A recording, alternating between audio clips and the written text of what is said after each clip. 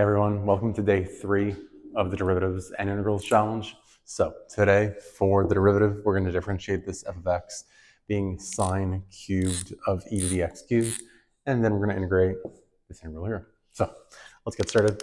First, we're going to use the chain rule. So sine cubed of that means sine of e to the x cubed, right? So if we differentiate f prime of x, our derivative function is going to be the 3 multiplies up front. So we get 3 sine squared of e to the x cubed times, now the chain rule applies to the sine itself, because imagine the cubed on the sine, you can picture it outside. Then we're going to times the derivative of what's inside of the cube. The derivative of sine is cos.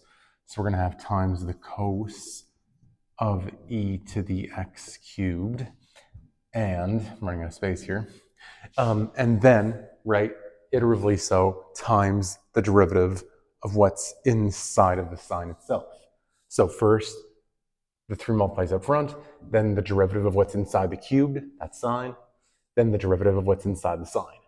The derivative of what's inside the sine is the derivative of an exponential e to the power of whatever is the derivative of the exponent. And so the derivative of this exponent is 3x squared times, and then we repeat the exponential, doesn't change at all, times e to the x cubed, like so. And now we're just going to put this all together. And so our derivative function f prime of x is going to be, what do we have here? 3 times 3. So we'll have 9. We can just write x squared e to the x cubed at the start. And then we'll have sine squared of e to the x cubed times cos of e to the x cubed. And there we are. There's our derivative function. Now, if you want to try the integral by yourself, pause the video, try it on your own, see if we get the same answer. If you go ahead and try it, we're going to use a u substitution.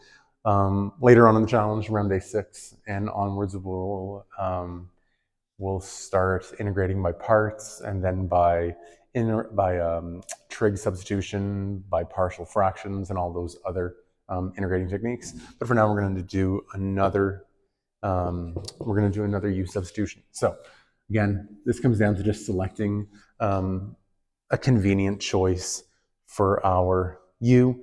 I'm going to choose 4 minus x squared, right? You might be starting to picture what du is going to look like. That's really the interplay that's going on, right? What u is going to give you a convenient du so that you can replace everything inside the integral. If you make u all that is underneath the square root, namely 4 minus x squared, then du is going to be the derivative of this with respect to x. That's negative 2x dx. And you can see that what you really need to replace is the x dx. This is going to get taken care of by the u. And so let's isolate that x dx, right? We can divide both sides by negative 2. Du over negative 2, as you well know, is negative 1/2 du. That is going to replace our x dx in our change of variable.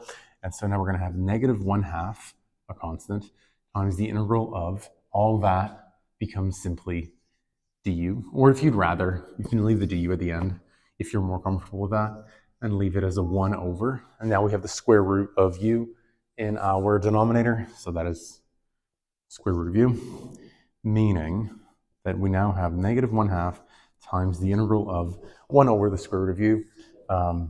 We can rewrite as u to the negative 1/2. And now we're set to integrate this by a simple power rule. And so we'll have negative 1/2. U goes up by 1. And then, so increasing the exponent by 1 is going to make it positive 1/2. And divided by positive 1/2 means we get, we'll do that at the front. We're going to divide by positive 1/2. And then we get u to the 1/2 plus our integrating constant c, because this is an indefinite integral, and that's a good habit to build. And so now let's finish this off. Negative 1/2 over 1/2 is negative 1. And so just a negative. U to the 1/2, that's the square root of u. And now let's go back to our original variable x, namely replacing u with 4 minus x squared. And so we get negative square root of 4 minus x squared plus our integrating constant c. And there we are. So day 3 is done. Hopefully you got the same answers as I did. If I ever make a mistake, please do let me know in the comments below. I'll only be a little bit embarrassed and mostly relieved that I caught my mistakes. So if you guys have any other questions that you think might make for good questions in the days coming, please let me know in the comments below.